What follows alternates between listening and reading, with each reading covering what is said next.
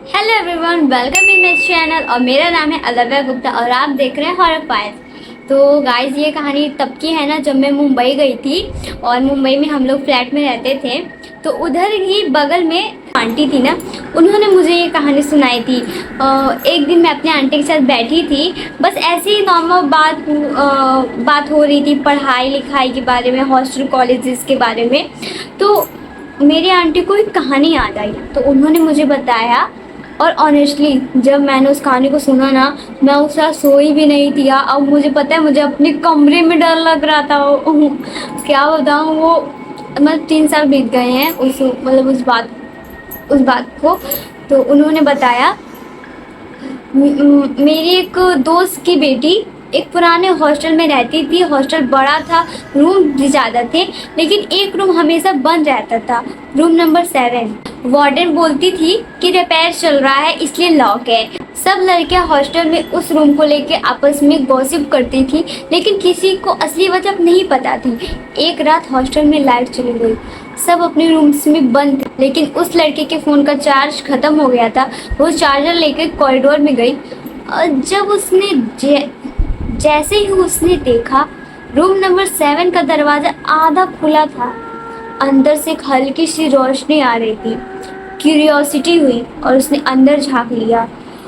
उसने देखा एक लड़की बिस्तर पर बैठ के डायरी लिख रही थी।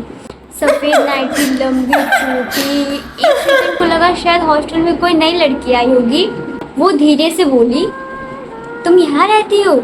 डायरी लिखने वाली लड़की ने अपना सर धीरे से उठाया और उसका चेहरा देखा।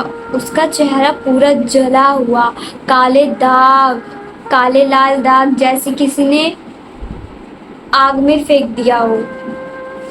और उसने बस इतना कहा,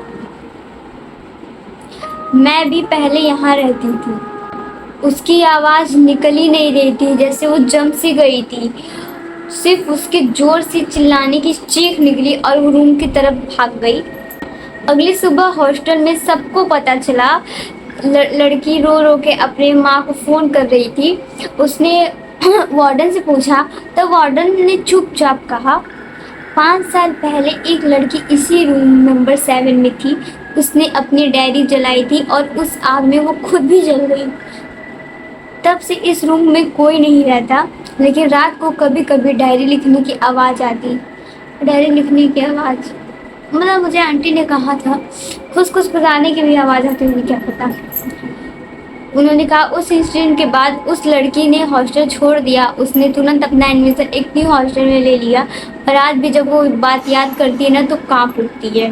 जो यही स्टोरी मेरी आंटी ने मुझे बताया था और मुझे मतलब अभी याद आया तो मैं आपको बताई हूँ। गाइस, जब मेरी आंटी ने ये कहानी मुझे बताई थी ना, मुझे लिटरली लगा कि जैसे मैं खुद उस हॉस्टल के कॉरिडोर में खड़ी हूँ। और सोचो, अगर आपके सामने भी ऐसा रूम नंबर 7 आ जाए तो क्या आप अंदर झाँकोगे? मैं तो डर गई। मैं मतलब इमेजिन, ऐसे मैं एक्सप्लेन नहीं कर पा रही हूँ कि मैं कितना डर गई थी। पता है क्या, मतलब मुझे खाली लिफ्ट से भी डर लगता था। मतलब वो आप समझ सकते, कहानी के बाद डर सबके अंदर होता है। तो गाइस, यही थी मेरी कहानी, यही थी एक स्टोरी, एक हॉरर इंसिडेंट स्टोरी जो मैं आपको सुनाई हूँ। अगर आपको अच्छा लगे तो लाइक कर देना, चैनल को सब्सक्राइब कर देना। और अगर आपके पास भी ऐसे कुछ हॉरर इंसिडेंट्स हैं छोटे मोटे, तो आप मुझे इंस्टाग्राम पे मेरे DM कर सकते हैं। Bye bye.